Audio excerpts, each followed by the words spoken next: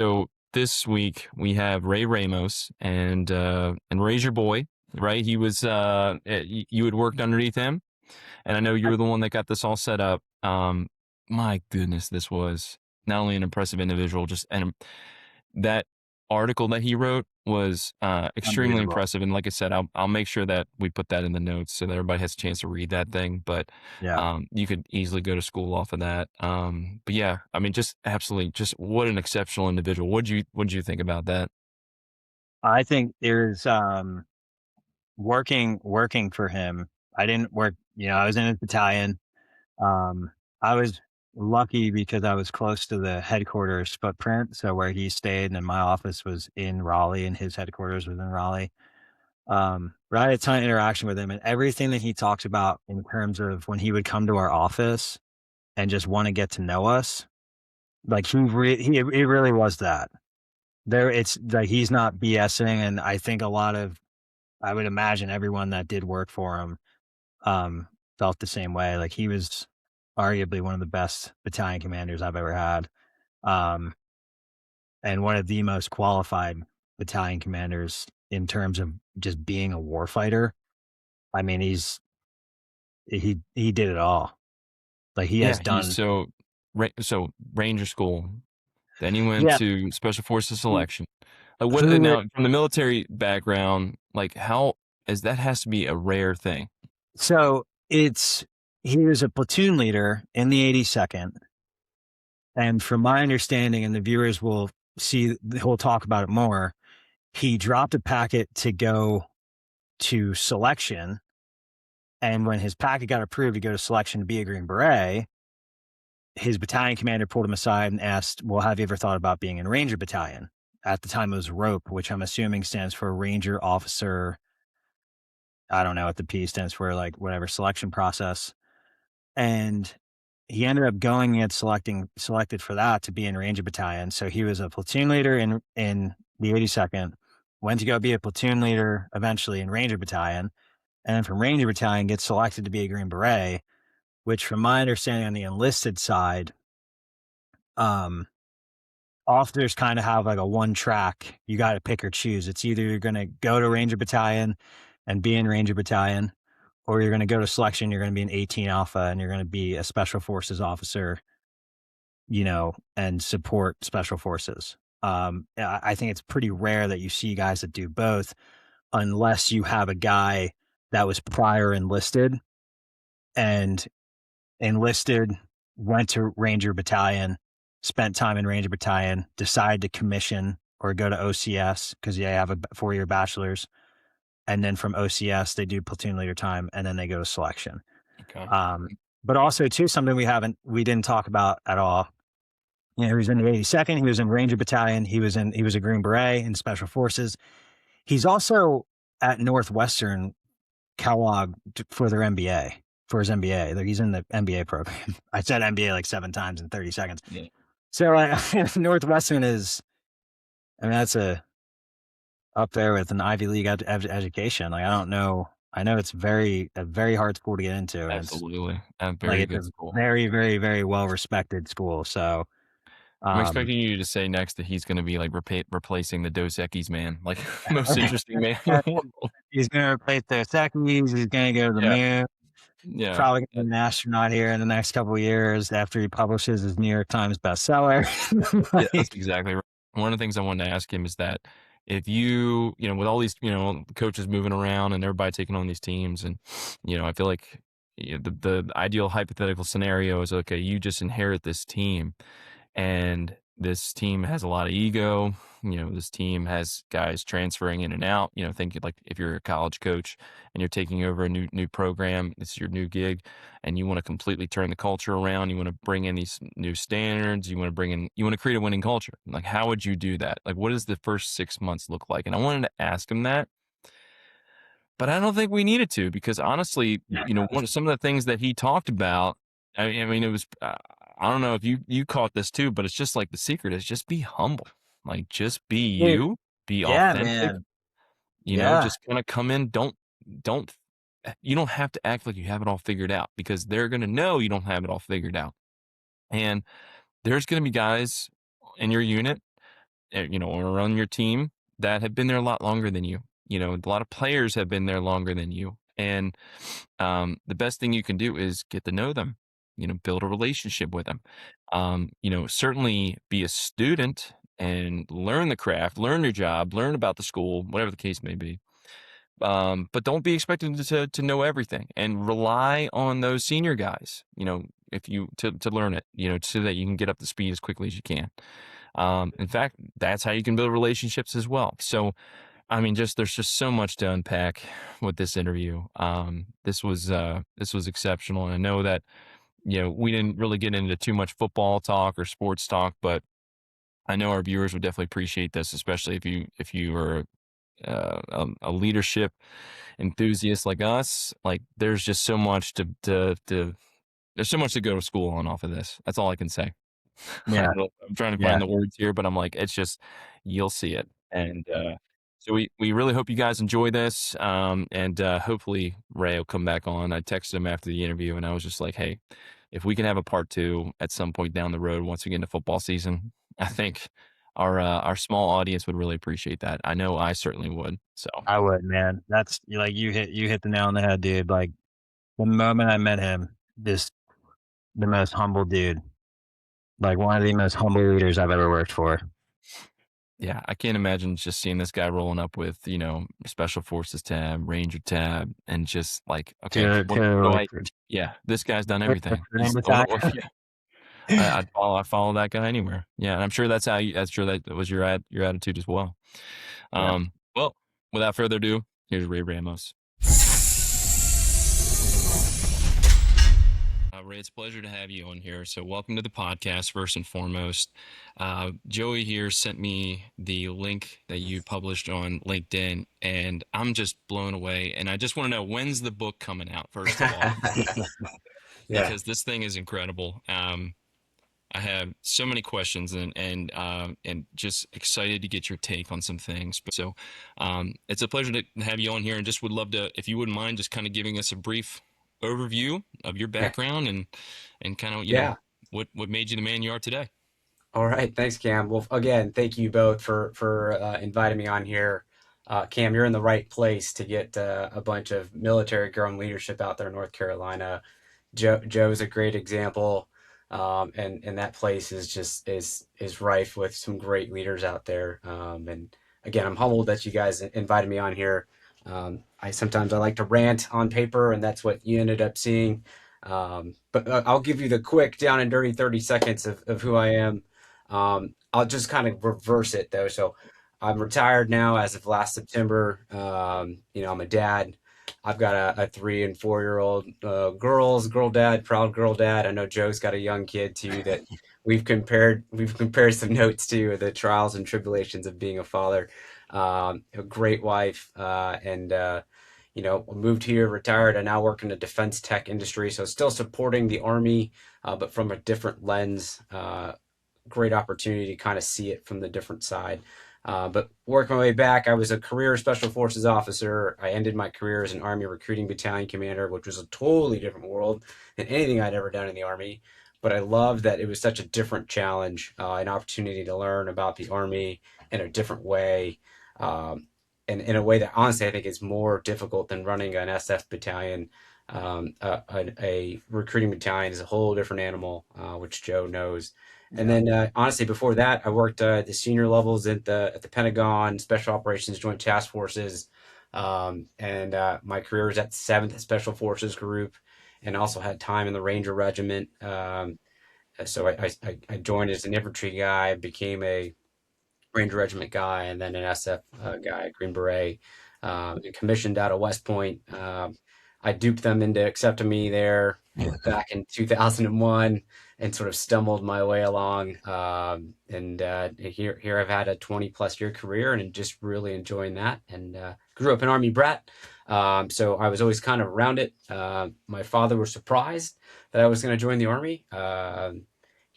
And I think I knew in around the 10th grade. I watched this movie for years, a little movie called Predator. And in my mind, I thought that I could go run around the jungle and have like this machine gun and chase down aliens. And I was like, that's what I want to do. I was a little disappointed. That was not exactly what it was like.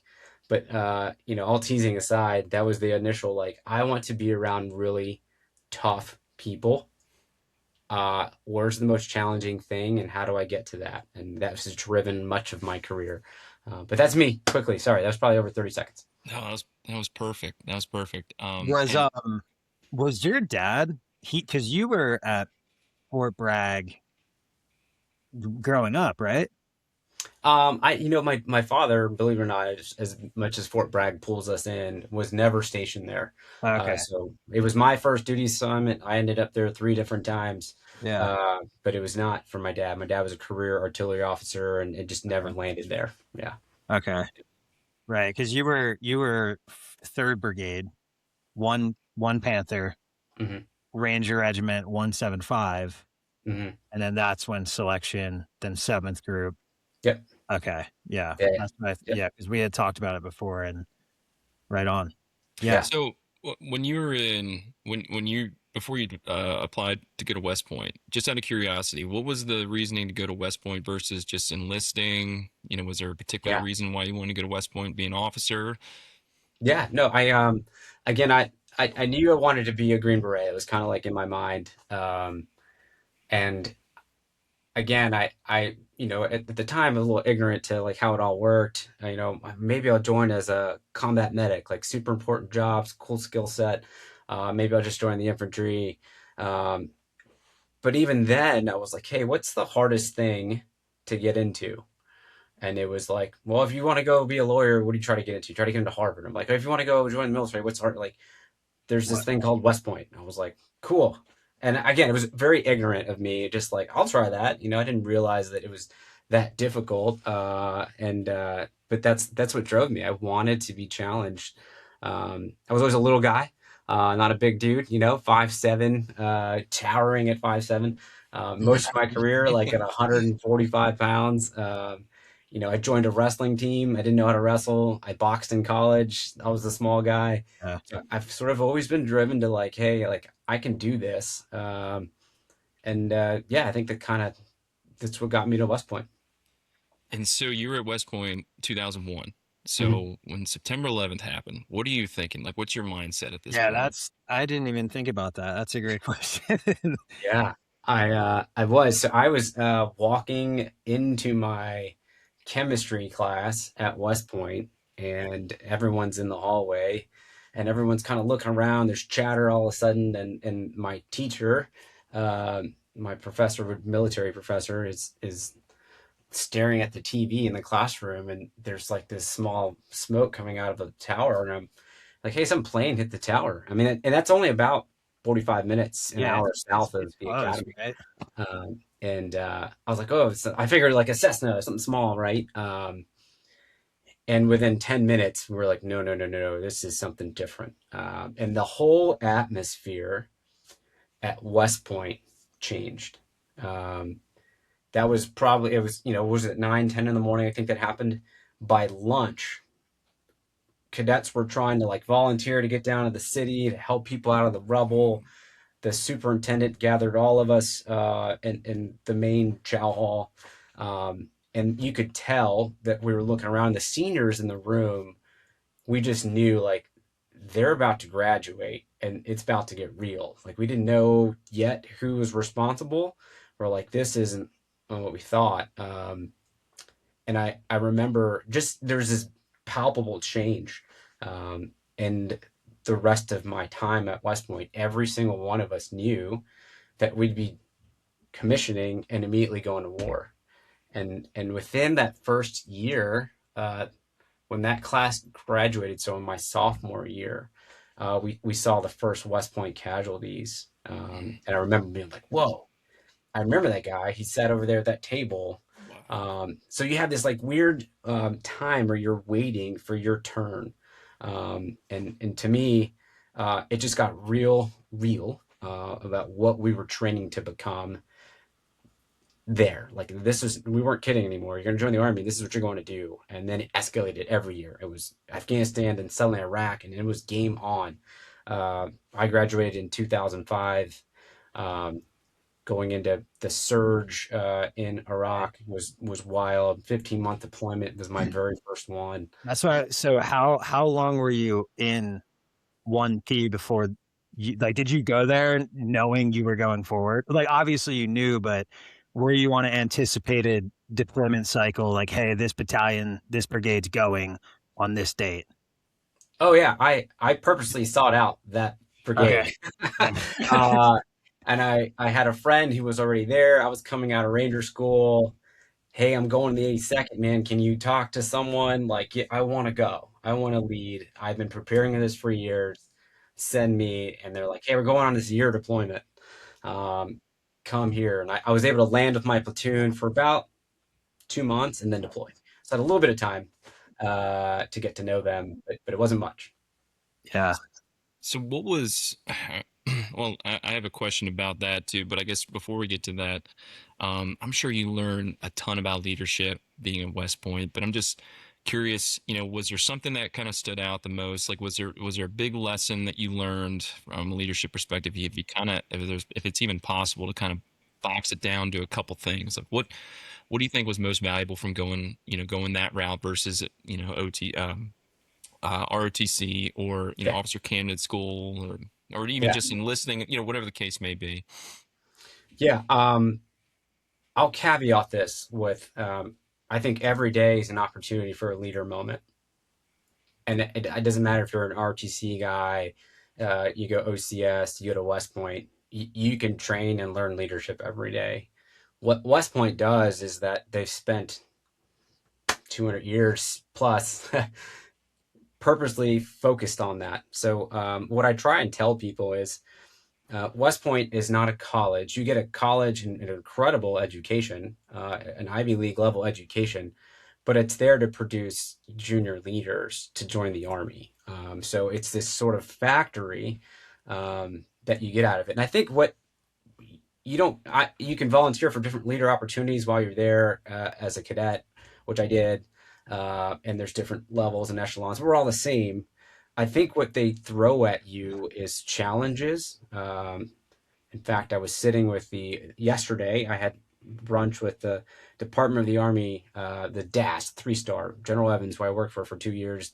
Great mentor. But, his son is now at West Point. And I think what they do to you is they throw so much on your just time and task. So you learn how to manage all the glass balls and all the rubber balls, and they challenge you in so many different ways, whether it's academics, physical, military, all at once, and you're constantly being assessed. That I think you just become that friction and that pressure just makes you better, and then from there they put you in charge of people, and that's really I think what they do better than anything is put you in that pressure and then ask you to lead in small instances throughout your time there. Okay, so then once you go, in your first junior leader role when you're deployed, imagine that can't be easy, especially when some of these guys have been in the ranks, and the enlisted guys, you're expected to lead these guys, and they've been deployed, longer than you have. They have a lot more Oh experience yeah, than you have. What was most valuable, do you think? How were you able to earn their respect quickly? And I know that can be very tough for junior leaders, but just Yeah. curious Two how. 2 months is like, I mean, that's no time. It like looking back at it, like that's 8 weeks to prepare with 4 squad leaders, a platoon sergeant, and I'm sure some of the guys in your platoon had been deploying Mhm. for the past 4 years. So how did you manage? Like you hop in Yeah, like that. Like I'm yeah, curious on like the breakdown, the yeah, strategy, really, just going about that. yeah. Um, I think there's several things that you guys are touching on that I find. One, it's that youthful ignorance. I'm 25 years old. You're right. My platoon sergeant was older than me. My squad leaders were my age or older. And I hadn't, they had deployed together. They'd done a year already in Afghanistan. They'd done a year like in Iraq. So they were real tight knit. So here I am, outsider coming in. So I think there's a couple things um, as a junior guy, and me, I look like I was 12. I mean, I still look like I'm 12, but when I got there in my 20s, I was like, oh my God. So one, there's this, and it's kind of silly, but there is first impressions matter. Physical fitness capability matters. Joe, you know this. You get Yeah. a platoon leader that shows up and he can't keep up. You're immediately your credibility is gone. Yeah. I showed up with the Ranger tab.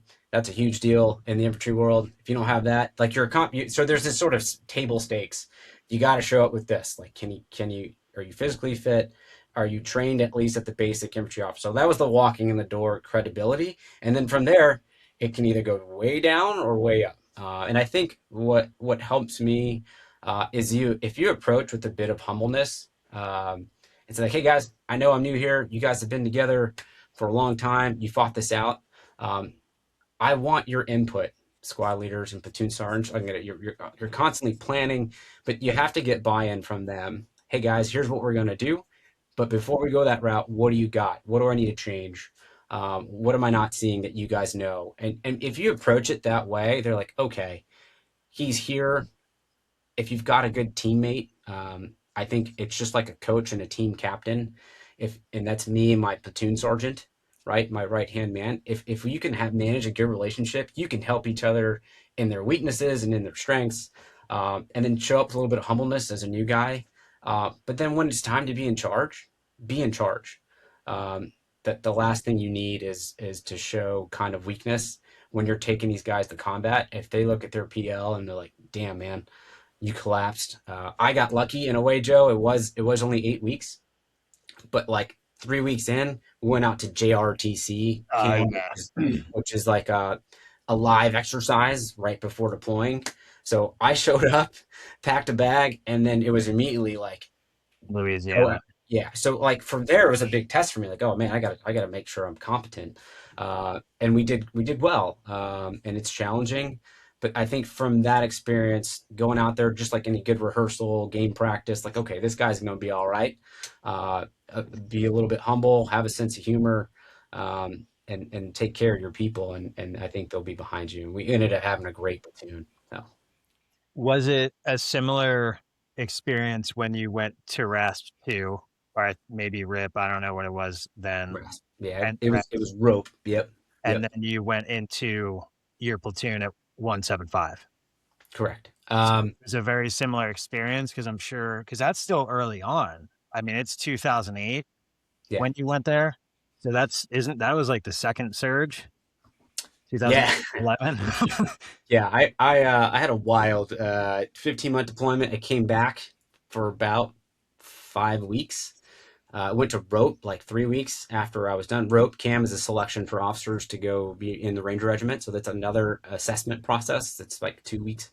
Got selected, and then 2 weeks later, I moved from North Carolina to Georgia, and I was on a plane to Iraq. So I'd only been back 2 months after a 15-month deployment, and I was right back at it. The good thing that Ranger Regiment did is like, hey, you're going to be a new platoon leader. I'm going to deploy you. I'm going to put you in a platoon. You're like a rifleman. So it was Okay. great. My first deployment with them, I didn't even have a platoon yet. They were just like, see how we operate. And I was like, great. So I got to kind of see it first, Joe, and see how they operate because it's different, right? Different organization, different kind of resources. And so I got to see it, and then I came back and they gave me my platoon. And yet again, hey, I've been to combat, but I'm not a part of the Ranger Regiment yet. I'm learning. Be humble. You've got some great leaders. Get their buy-in. That worked. And then we did the same thing. We jumped into NTC, another version of JRTC, and I had to prove my worth again. And again, trust your subordinate leaders, people that have been there. But then when it's time, be in charge. Be in charge. So to go back to Ranger School, it's funny. I've met a few Rangers, and one of the things, and I feel like I saw them before they went, I saw them afterwards, and they're like 50 pounds lighter when they come out of this thing. Yeah. And I'm curious, so I have two questions, but my first question is, what did that expose in terms of your strengths and weaknesses? Like what, and what was your biggest lesson learned from that process, if you had to put it in a few words? Yeah. I will definitely say it is the first like true tactical junior leadership school. Um, I think the lessons I learned at Ranger School, I did not realize I learned until later, if that makes any sense. It's like it felt like, hey, you're just teaching me tactics, but like, okay, you're just beating me up. I'm starving. But in the moment, you're in the trees. It wasn't till like you move away from it and you reflect versus ruminate, which if you guys may have read what I talked about, but you kind of reflect on those experiences and you realize, hey, there's basic fundamentals and principles about tactics that we all have to know. That's fine. That's tactical. But what the leadership side of it is, hey, how do you behave when you're so exhausted, you're starving, you can't stay awake? What are you doing as a leader to combat that, mitigate that, and for your people? And if you can take that lesson with you, it will carry you far. And it certainly helped me. And I think when you do walk away from an experience like that, and you know you can sort of survive it, you grow your comfort zone. So you've put yourself in a terrible situation. It's awful, but then you realize how capable you can be, even in the worst conditions. And that comfort zone continues to grow by living outside of your comfort zone. So, my second question on this was in your article, and by the way, for our audience, I'm going to make sure I put the link in the notes here so that everybody can have a chance to read this. But this was let's see, number 8, just add value. When I got to the Ranger Regiment, I was blown away by the speed at which everyone hustled to get things done. A Ranger NCO would shout out into the company cages, "I need two," and then within seconds 15 young Rangers would sprint to the sound of the voice without a moment's hesitation. Now, my question is, and this is when you got to the regiment, so this was after Ranger School, but Yeah. just in talking about the assessment, the selection process, the training process, and then you get to the regiment, this brotherhood, this Ranger brotherhood, and what you're talking about here is just this, this initiation, this uh, what creates this? What creates Yeah. this sense of urgency? What creates this brotherhood? If you had to put that into words. Yeah. There was a real tangible feeling there that you never want to let anyone else down. Um, you want to look to your left and right and know that guy, that ranger, is going to be there for you, and that is just that DNA is imprinted on everything they do. So even it's the worst task, whatever it is, you better be the first one to raise your hand and be like, "I got it. Give me the weight. Give me the ammo. I'll carry it. I'll run faster. I know I don't want to let him down." And I think people will go out of the way to be like, this is who we are. And that to me was why I loved being in places like that, because you just pushes your own potential when you're around people that are hungry, because you don't want to let each other down more than anything. And that's just part of that organization. It is awesome. See, that's incredible to me. I think, Yeah. Joey, you experience this too with any of the sports teams that we work with, especially the football teams. We have a lot of these teams with an NIL, and then honestly in high school, we've talked to several coaches now. There's a lot of players transferring to see if I can get the bigger, better deal. It's just creating this culture in a lot of these teams where there's not so much humility. It is just very much what's in it for me all the time. It's not so much I care about my brother next to me. It's just or what they think about me. I'm just here to get mine. Yeah. That's kind of the culture that we're seeing now, and why so many coaches are attracted to this military mindset. And I think that's just one of the challenges that we see nowadays. What are your thoughts, Joey? Well, I I always bring this up every time we do something with a high school. Like when I was at Clayton High School, when I was recruiting within Raleigh Battalion, the number one thing that I saw was at the high school level, hey, I need 10 to clean up the bags. There was 10 dudes, 20 dudes running to do it. But the way Scott Chadwick had structured his program was very much you eat together, you starve together. Like if he has to raise his voice to get 10 athletes, then the whole team is going to just suffer the following day. Um, at the college level, when I worked with the D2 school up in, I forget where it was at, in northern North Carolina. Um, there is no initiative. And I think that it may have been because there was a few big D1, like Power Five guys that, I mean, there was a lot of them that left D1, had to go play D2 for whatever reason, and they were using it as a stepping stone to get more film, to hopefully get another offer to go play at the Power Five level again. But there was just no initiative, and I think that's what it. I mean, in every single thing that I've done, I always chalk it back to it's because they don't want to be there for the team. They want to be there to get their look, to get money, to go to another school. And like this doesn't matter to them. It's just a stepping stone process which has always led me into I have immense amount of respect for the JUCO coaches across America, the junior colleges, because before NIL and the transfer portal was ever brought into anything, JUCO colleges did this. They had kids for 2 years. The kids didn't want to be there. They were there because they got in trouble, failed out, whatever the case may be. And these coaches would be expected to remold, rebuild these kids, get their film up, and send them back to a Tennessee, Kentucky, and Ole Miss and Alabama. Mm. And now you're seeing that at a Division II level, a Division III level, D1 AA, even Division I. I mean, you look at on a Saturday, you look at 2 defensive ends for Florida, and the following year they're going to be playing for Ole Miss. So I think relating it, high school, you see the most amount of initiative on anything. Everyone wants to be there because they know how much is riding, especially at Clayton. Like the town is built off of football. And I think that's why that also helped a little bit. But yeah, at the college level, though, I think there's a significant drop off. Yeah. I believe that's why a lot of coaches are hiring military leaders to run a leadership council, not to go on a rant, because they're seeing, like the Baltimore Ravens just hired an ex-Navy SEAL. He's been there for about 4 years now. He graduated from, I forget what school, with an MBA and in an emphasis in executive leadership. And now he's at the Baltimore Ravens running their leadership council. So you see a lot. I know NC State has one, I think. So there's a lot of schools investing in it. Yeah.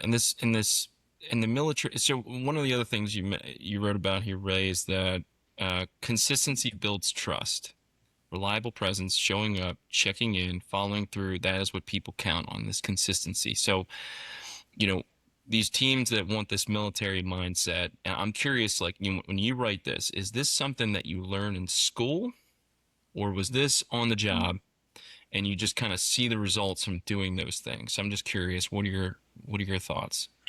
Oh, this is absolutely kind of on the job. I think you might understand that being consistent is important, but I think it's sort of an unsung hero of talent is to be the consistent person. And there are people that I saw that you could just turn to and be like, hey, I need this task completed. And without a shadow of a doubt, you just knew they would get it done. And they were so consistent, even with the small things, right? That they were just so reliable that they would get it done. And it was awesome. And there's always that one guy that, and you see it in sports, right? He's a great athlete. He can run like no other. He can make that one play or that one catch or shoot that one, 3-pointer, but they're inconsistent. And it's cool. It makes for a great like ESPN highlight. But show me the guy that like every single play he hustles and he earns that next down, 2 more yards, the base hit, the bunt, the getting on base percentage that are so consistent. It's the Cal Ripkens, it's the Derek Jeters. Like these guys are just consistent. You're speaking my language. I don't know if you could see over here, but I got Cal Ripken and Derek Jeter on my wall, so you're speaking my language. All right, you get it. Yeah. But this consistency, it's such a broad topic because yes, consistency in the performance, but then there's this consistency that Admiral McRaven writes about in his books, where it's just leadership is a 24/7 job, and you've got to be on or in this mentality of earning respect, earning that leadership capital every single day. And you're not always going to feel great every single day. There's going to be days when you're more tired. You were up late last night getting some work done, prepping for the day next day. You have 3 hours of sleep. You still are expected to be consistent, because the day that you let that guard down, all of a sudden, we could have a catastrophe, and you're going to lose leadership capital. So so there's consistency in performance, consistency in, your follow through. And what you talked about here was also checking in. And one of the things that we talk with our teams about is this troop the line concept. So, which Joey and I talked about Jim Mattis last week, and how he would troop the line, and I believe it was in Iraq, just going up to the security guys on security. Hey, how's your mom doing? He knows the people that are in his command, so he's asking, checking how they're doing, making sure they're okay. And Admiral McRaven would talk about in his books the same thing. So, did you do a lot of trooping the line when you got to your regiment? Like, and could you kind of share some light on that? Yeah, even in the last battalion, Joe, I'd go sit at your station. 99% of the time, I would not even talk about the business of what we did. I had like my certain key points, because I think it's very important to communicate in multiple mechanisms and make priorities clear for people so they all understand. So I had sort of my party line things, and I wanted to make sure everyone understand I'm here. You can ask questions, but I would spend the rest of my time talking about Joe's son. Or, hey, you got a teammate over there who's going through a divorce. Hey, I've been through that. What's that like? Let's talk about it. At the end of the day, we're all just people. I just happened to join the Army before you did, so I therefore have a higher rank than you do. But we're all just people. And I think there's a great saying, I can't take credit for this, a buddy of mine said, kettlebells are useless on the moon. Have you heard that before? No, no. Can you explain? Joe, I think I said this at one of our battalion Yeah. meetings. But at the end of the day, as a leader, you have to have different tools. So I can take a kettlebell and use it here on Earth, and it's a great tool. I love kettlebells, great training tool, dynamic tool. But if I take it to the moon, gravity is very different there, and it's kind of useless. So I think as a leader, you have to learn what tools work for different people in different organizations. And how I led in Ranger Regiment is slightly different than how I led my SF team, than how I led my recruiting battalion, and down to the individual person. And that's a lot for one person to handle. Um, but it just takes this consistent dedication to, like, what do I know about my people? And if it's not me, it's junior leaders that know that. Hey, how do I empower them to be successful and lead those folks, and give them maybe some different tools that they can use if they're struggling with, a certain kind of personality or a certain kind of person. And that was an incredible experience about the last battalion, because we had across the Army all the different cultures of different kinds of people, which Joe is smiling, because it can be very challenging, especially since it's spread out. I That don't know was if that answers your question, but that was like, I thought it was going to be a good time to lean into that. I always tell Cam that recruiting it was very, very important that I did it. When I came out to recruiting, I remember no one can tell me what to do. I'm from Fort Bragg. I got this under control. I don't care what you have to say to me. I'm in shape, whatever the case may be. And I was the best way to describe it, I was very humbled the first year. And I remember looking back at my recruiting experience. One, thank God I did it, and didn't sign a deck statement, because I learned, I'm going into the field now that I was doing with, the experiential marketing stuff with AMO. But two, I don't know if there's somebody that works harder in the Army than a station commander. mm-hmm. And when I left recruiting, I remember every single station commander I had, I don't think they left the office before 7:00 for 2.5, 3 years. Yeah. All three of them. I had three. And every single one of them was just, because the job, like you just explained it, for you, it's escalated, essentially a whole state, 550 recruiters, I think the battalion had roughly, and they're spread out throughout the entire, pretty much all the way, a little bit in the West. You're in charge of knowing them, running the battalion numbers, and you have to back brief it to your supervisor, amongst a ton of other stuff. But like, it was a hard job because you have so many different backgrounds and cultures. And then on top of that, you have people, well, I don't want to be here, so I'm not going to do it. And then you're still expected to produce. And looking back at it, I was like, man, like it was one of the most rewarding jobs I ever did. But I remember like it was one of the hardest. It was one of the hardest first years I've ever had on a PCS move ever in my entire all 9 years I did. Yeah, Recruiting year one was the hardest thing I've ever done. yeah. No, Well, and Ray, you even wrote about this too, which is kind of like, how the importance of kind of making the sale and being a salesman. And we that diversity we see on a lot of the football teams that we work with. There are some kids that are completely bought in, and then there are some kids that are like, well, my daddy wanted me to play football, and then just you're really pushing up against a wall trying to get them to buy in. And one of the things that we always talk about is how can you connect, especially speaking to the coaches, it's like, how can you connect your higher purpose goals with their higher purpose goals? And what it requires is you to get to know them, know what it is that they want to do. Hey, if you find out they want to go in the military, great. Because here's what we need to do. You want to go in the military?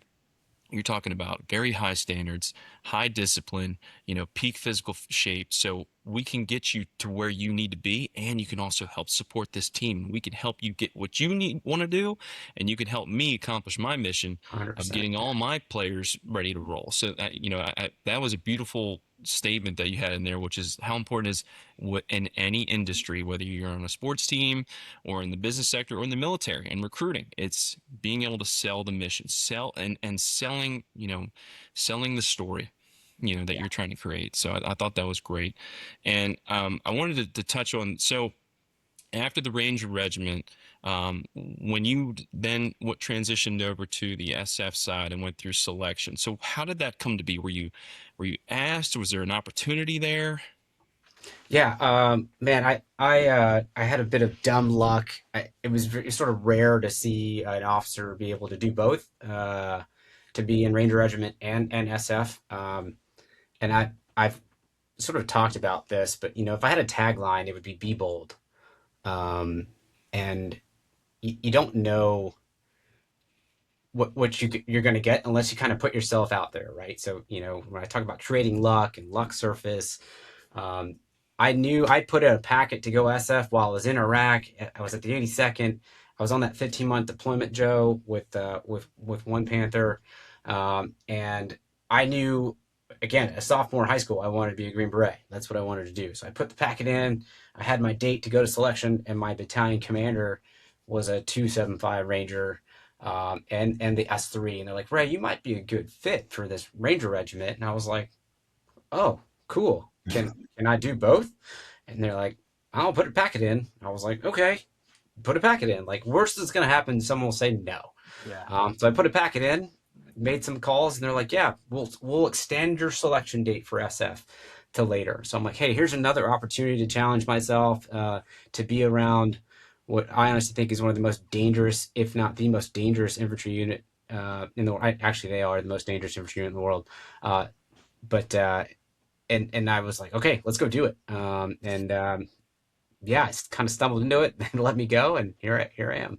So, and again, and one of the things that fascinates me about SF and is just, and honestly, when I was in college, that was something I was considering too for a long time. And it's just it seems like anybody who goes through SF, whether you're a leader or not, you still need leadership qualities. Like you still need to be able to have the skills to influence, Oh yeah. if you're going in, behind enemy lines and you're trying to, train a local militia to rise above and go against the enemy, that is an incredible skill set. And between learning the skills needed for that, you're learning a new language that you may not be as familiar with.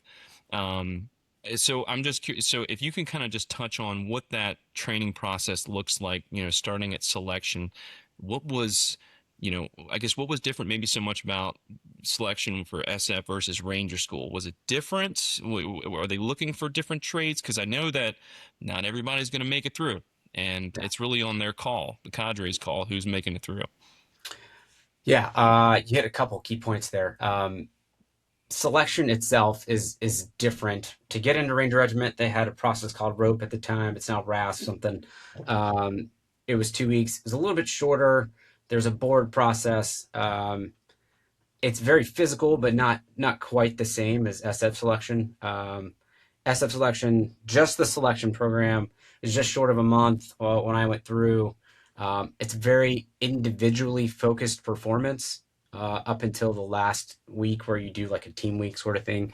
Um, they're looking to individually assess you. Do you have sort of the wherewithal to be resilient, to take on a challenge, to push yourself beyond boundaries? So it's very individual up front. Um, and then once you get selected, you go through the qualification course. And in there, it just feels like and they even say it kind of tongue in cheek, you're always being assessed. You would hear that all the time. And in every phase of that was just another selection gate. So as opposed to one run, of course you get selected. The rest of your time, you are constantly being assessed, and people drop because they can't keep up. But you start to see more of the collective leadership stuff start to take on through the qualification process. And I will say, I don't know if you necessarily asked this, Cam, but I'm gonna throw this in there.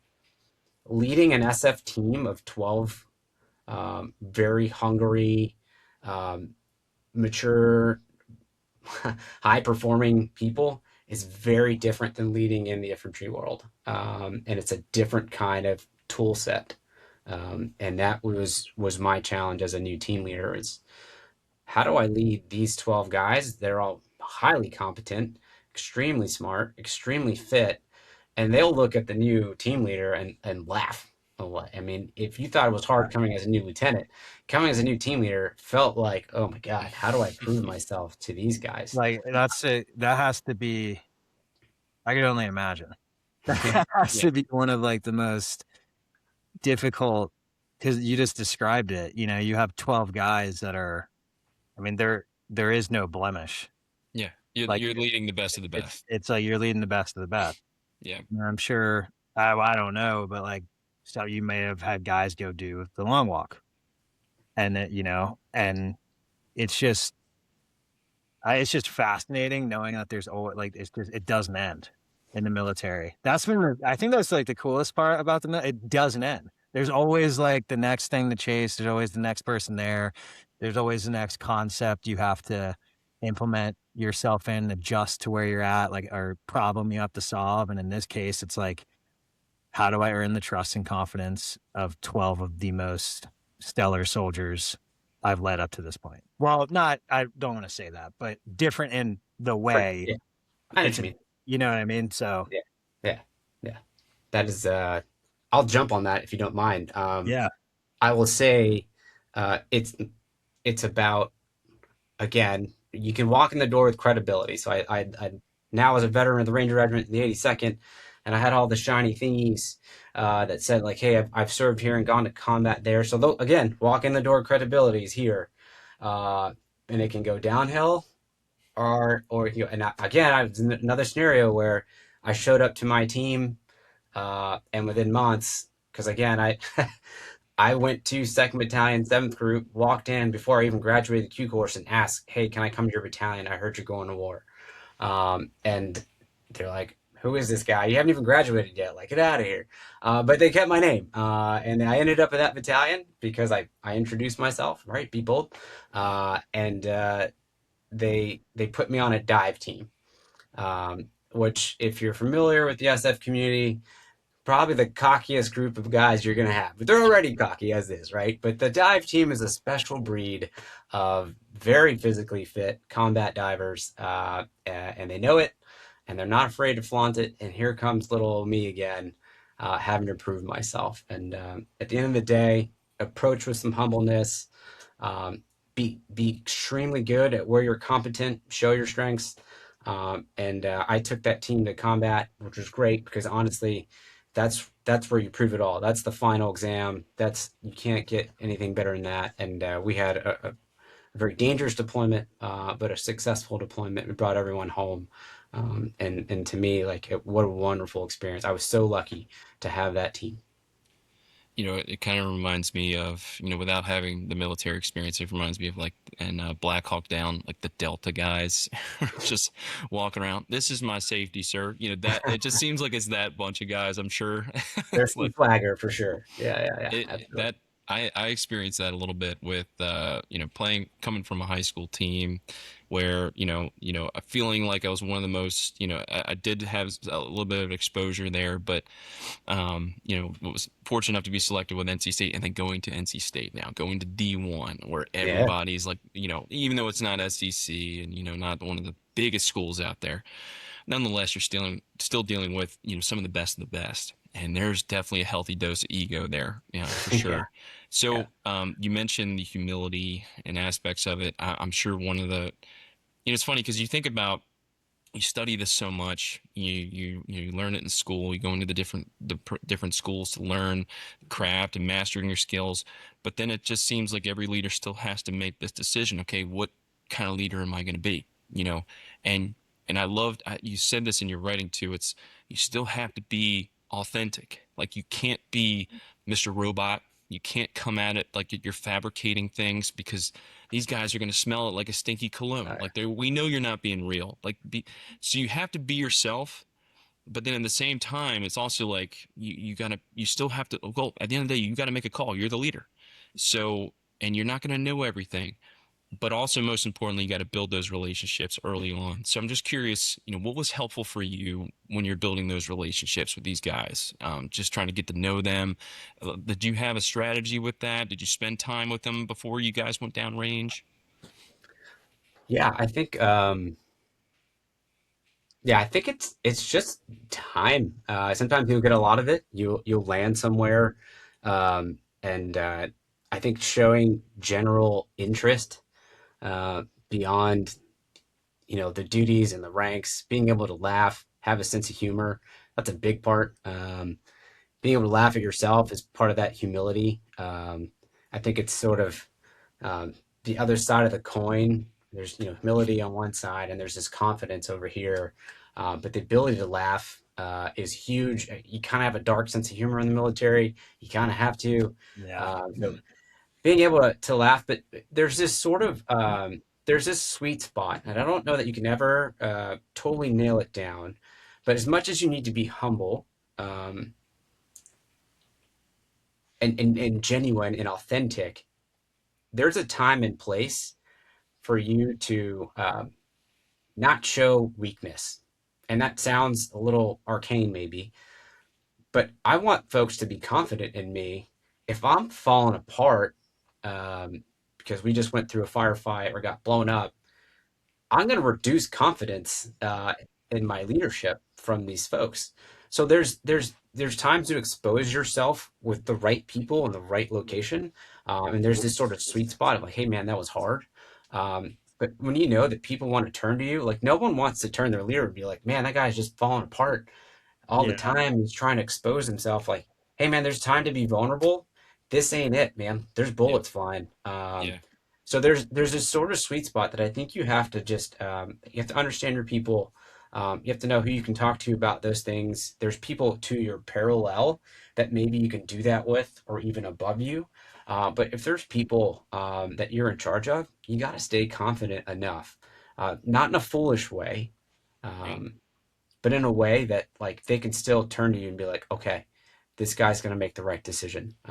right. Does that? I don't know if that makes sense. No, But yeah, for yeah, sure. And one of the things I thought about was we had, the team I'm working with is Holly Springs. We had a sophomore quarterback start most, if not all, the games last year, and one of a lot of the coaching points we had with him was just, hey, listen, man, this is not an easy gig.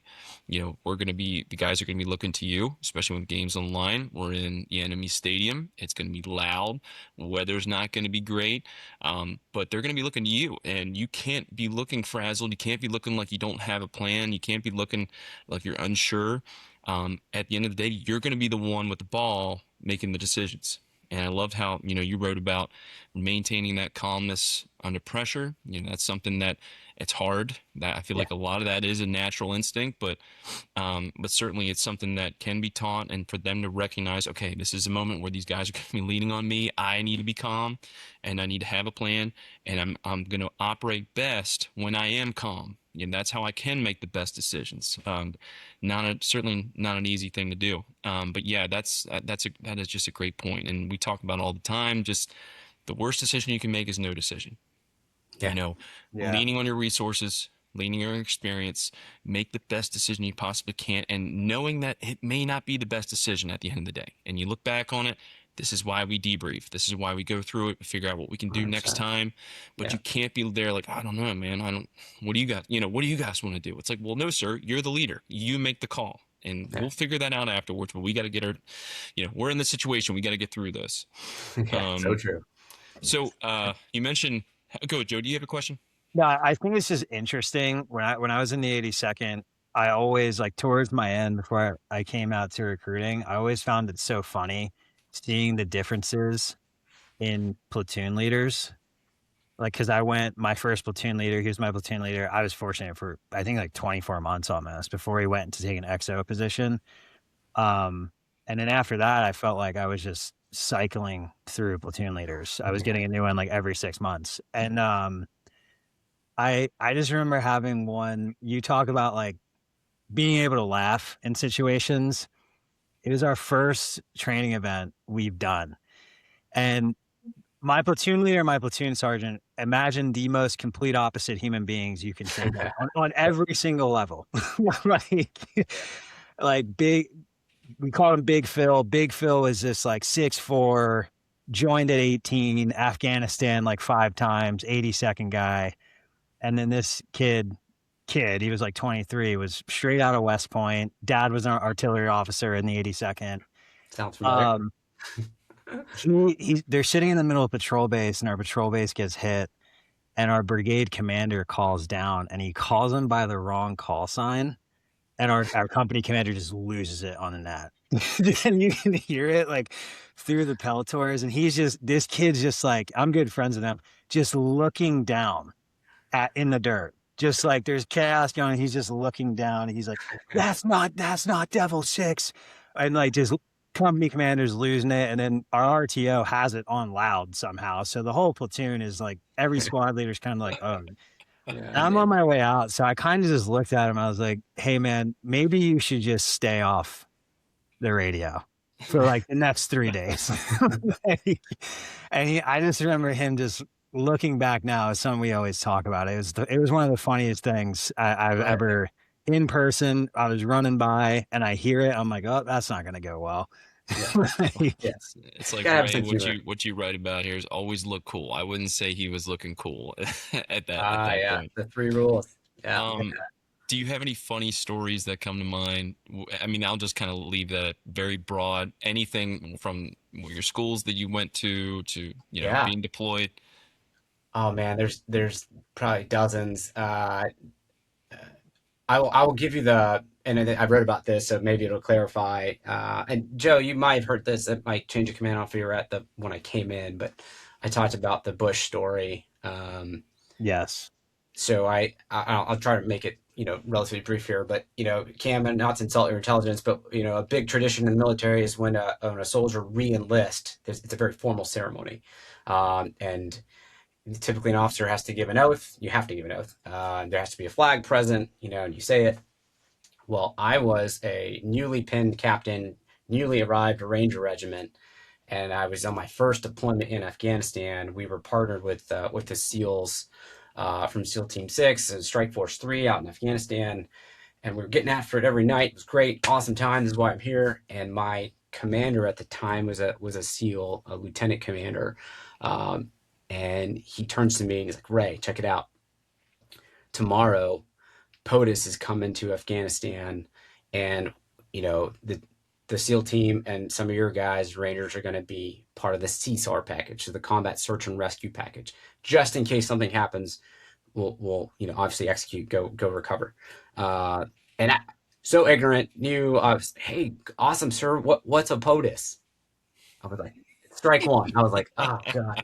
He's like, Yeah. Ray, POTUS is president of the United States. I was like, oh, awesome. I go running back to my platoon sergeant. I'm like, hey, Julian, check it out. Boss needs, I'm throwing POTUS around like I know what I'm talking about now. Yeah. I'm like, hey, he wants me, you, all our squad leaders, so 4 guys and like a handful of others to go do CSAR for POTUS tomorrow. He's like, okay, cool, sir. Why don't we do the 3 guys that asked to re-enlist? I'm like, oh, that's a good idea. They can be part of this cool potential, opportunity to meet the president. So I'll fast forward. Next day, we're there. It's a big deal. President comes, he lands in Bagram, flies about 30 minutes to go see President Karzai in Kabul. And he does his spiel there with the president. Now he's flying back. And they told us, the Secret Service, like, hey, president's going to take about 10, 15 minutes to meet with the security detail. So all the pilots that were involved, us, the SEALs, every senior commander in the country of Afghanistan is going to be there. 4-star level down, and their senior enlisted advisor.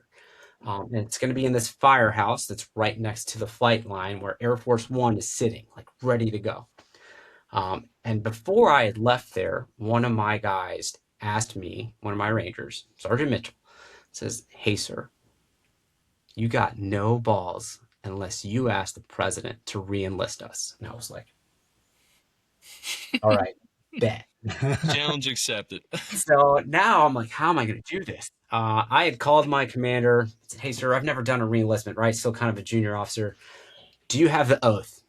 I don't know it. Whatever. He like shoots me an email. We print this thing. I pull it off. It's in my pocket.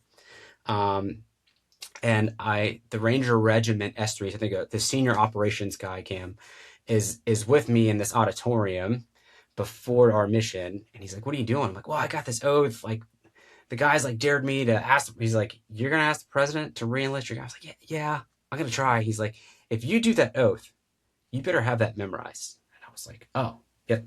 Yes, sir. Of course. Tuck this in my pocket. All right. Fast forward. It's time to leave. Secret Service is ushering everyone through. And again, every senior person is in this firehouse. And it's, if you imagine the bay doors, like where fire trucks come out, on the other end is Air Force One. And he's like, look, everyone walk in one at a time. Move to the X. There's a little tape on the ground. Shake the president's hand. Move to a bunch of flags. We're all going to take a picture. Get out, right? We're like, okay, got it. Well, my guys weren't allowed in the line. So I ran back to helicopter, grabbed all of them, said, get in line. So we got in line. I made sure I was the last guy to go through and shake the president's hand. And I get to George Bush. I shake his hand. I'm like, hey, sir, I got a question for you before you leave. And he looks at me. He's like, oh, all right. Sounds good. His good old Texas accent. Yeah. I get to the flag. I take the picture. And he's like, all right, it was great meeting you guys. I know what you do out here, especially you guys. And, it's an honor as the commander-in-chief. This is his last task in country as the commander-in-chief. He's like, I'm going to take off, but thank you so much. And I raise my hand. And he goes, oh, Captain Ramos, you had a question. And like at this point, the whole room is pin drop quiet. And they're like, oh my God, what is this dumb captain going to say? So I raise my hand. I'm like, sir, I laid this on thick. I'm like, sir, it'd be an honor and privilege as the commander-in-chief, the leader of the GWAT, if you could re-enlist 3 of my Rangers for 6 more years of service. And he's like, yeah, I'd love to. And I was like, yes. Oh, yeah. Nothing you can do, everybody. F you. Like, he's the commander-in-chief, right? So get them all lined up. And I hand the flag to my platoon sergeant, and I line up my 3 guys in front of me, and I put George Bush right here on my shoulder. Here, sir, here's the oath on a nice piece of paper for you. Just read it. The guys will raise right hand, and they'll repeat after you. And he goes, oh, hey, why don't you do it? We'll all raise our right hands together, and we'll all say it with you. I'm like, oh, okay. So I remember my regimental S3 saying, hey, you better have that memorized. I'm like, oh, I can't read this paper. I'll just put this in my pocket. I got this. So I raise my right hand. And I said, I state your name, do solemnly swear to support and defend the Constitution against all enemies, foreign and domestic, that I will bear, I will bear, and I froze. Oh I could man. not remember for the life of me. And you're shaking, like, I, just like yeah, that's that tremor that Right. everybody has, yeah. like, oh So the man. leader of the free world is right here. Man. He turns and looks at me. So he's like breathing on me. And I'm like, man, this is not helping, right? So I've got all the senior leaders in this room. My three Rangers in front of me are dying laughing, trying not to lose it, right? And here's George Bush, like on my shoulder, just like looking at me. And I finally, my platoon sergeant says, bear, he says, bear true faith. I'm like, oh, that was it. Bear true faith and allegiance to the same. And I get through the rest of it, right? But at this point, I'm mortified, right? Like, you could not think of a worse scenario of just Humble. failing Yeah. in front Yeah. of the commander in chief all the way down. I failed. But I laughed as best I could. And George Bush puts his arm over my shoulder and he stops the room. This is great. Just great leadership. Puts his arm over my shoulder and says, hey, look, it's not every day you speak in front of the president, but if there's anyone here that knows how hard public speaking is, it's me. And he's known for some blunders and he's got a great sense of humor. It was the perfect thing to say. Everyone's laughing, and he walks me towards Air Force One. He gives me a noogie. So here I am getting a presidential noogie as I'm walking towards Air Force One. And he thanks me for the opportunity. This was his last act as the president, to re-enlist three of our Rangers. And it was the most mortifying, embarrassing thing that I'd ever done in my career. My Ranger Regimental Commander heard about it. He called me from Fort Benning that night, and it was like, hey, I heard you screwed it up. And I'm just like, oh my God, it got everywhere. It went from Afghanistan to Fort Benning in a matter of hours. But my guys, man, bad news travels fast, man. oh my God. They laughed. They busted my chops like any good platoon should, Joe. Yeah. But those three guys loved it. They got photos with the president. It was just awesome. And you got to be able to laugh at yourself, embrace those moments. And anyway, that's the story. It's a little long, phenomenal. But thanks for bearing with me. That's a great story, man. That's incredible. But yeah, have a sense of humor. It helps. Yeah. And that's, I always like to throw that question in there anytime we're interviewing somebody, especially, guys who've served. It's because like, we talk about all these different things and all the intangibles of leadership. But it's funny how some of these decorated guys who, come back and write these books, how much they talk about having a sense of humor and keeping it light. And just because, that's how we're human at the end of the day, Oh, yeah. and while you're going through these hard times, those are the things that keep guys together and the things you keep talking about, so I think thank you so much for sharing that. That's a great story. Yeah. That's awesome. That's funny, man. Oh, dude, but like, I don't know, like you said, it's hard. Like, it's hard. Like, I hardly got through the NCO Creed in front of 5 people that I worked with every day. Yeah. So I can only imagine every single person with a star on their chest. Yeah. No pressure. No pressure. No, and I screwed it up royally. Yeah, but yeah. hey, it is what it is. Those guys had a great re-enlistment, and it ended up. He actually wrote about it in his book.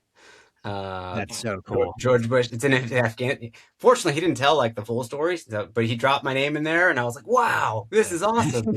Yeah. But he didn't say how I screwed it up. He was just like, "Hey, this is my last action country," and my name got thrown in the book. But I was like, whew, thank God he didn't tell like the full story to, I don't know, the whole world. And I would argue that if you didn't mess it up, it wouldn't have been as cool a story. You know True. what I mean? That's right. No way. That's a way cooler story than if you just flowed through the oath. Yeah. For the president, everyone would be like, "Oh, dude, West Pointer, of course he did it." Like you, like you doing that. Yeah, I could just see the Navy guys being like, "Yep, see, that's oh my God, Army man, for you, right?" I got so much shit for months, but it was good. It was worth it, man. Awesome. It was. Well, Ray, I feel like I could talk to you all day, man, and I know we want to be respectful of your time. But thank you for coming on. Thank you for just, sharing your knowledge, sharing your experiences, sharing your funny stories. Honestly, this is phenomenal. So for anybody who's watching, like I said, I'll make sure we have the link to this article. You got to read this article. This is incredible. Ray, I hope you write the book. Like, you need to write a book, and that story needs to be in there. Yeah. And let me know when that ever comes out, man. So, but more than anything, we really appreciate you being humble enough to come on here. So Yeah, thank you.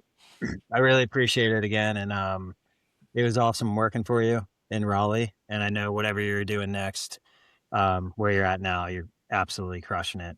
Yeah. So I really appreciate coming on, taking the time out of your day. So Yeah. Joe, Cam, the same from me. Joe, it was a pleasure working with you then. I'm glad we're still in touch. Cam, it's awesome. I love what you guys are doing with Athlete. And if there's a way I can help, please reach out.